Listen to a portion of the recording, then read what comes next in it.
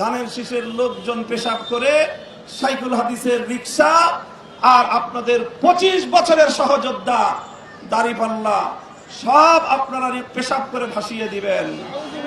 সাইকুল হাদিস আল্লামা আজিজুল হক রহমতুল্লাহ আলাইহিকে দেখলে বেগম জিয়া সব সময় আসন ছেড়ে দাঁড়িয়ে যেতেন। আজকে আপনি এসে বেগম জিয়া যাকে শ্রদ্ধা করতেন, এখনো পর্যন্ত জনাব তারেক রহমান সাহেব আমাদেরকে দেখলে সাইকুল হাদিসের প্রতি শ্রদ্ধা অবনত হয়ে আমাদের সাথে আলিঙ্গন করেন। এখনো বেগম জিয়ার মৃত্যুর পরে তার কফিন কাঁধে নেওয়ার জন্য জনাব তারেক রহমান সাহেবও সাইকুল হাদিসের সন্তানকে উপযুক্ত বিবেচনা করেন।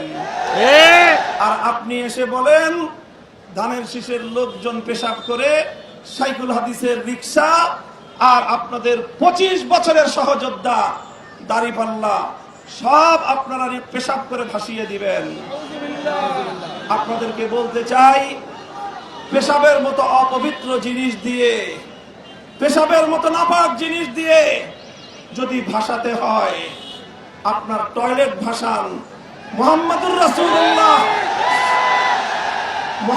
রাসূলুল্লাহ সাল্লাল্লাহু আলাইহি ওয়াসাল্লামের নামে নামকৃত মোহাম্মদপুর এলাকাকে পেশাব দিয়ে ভাসিয়ে দেওয়ার মতো এই জাতীয় অপবিত্র কথা দ্বিতীয়বার উচ্চারণ করবেন না।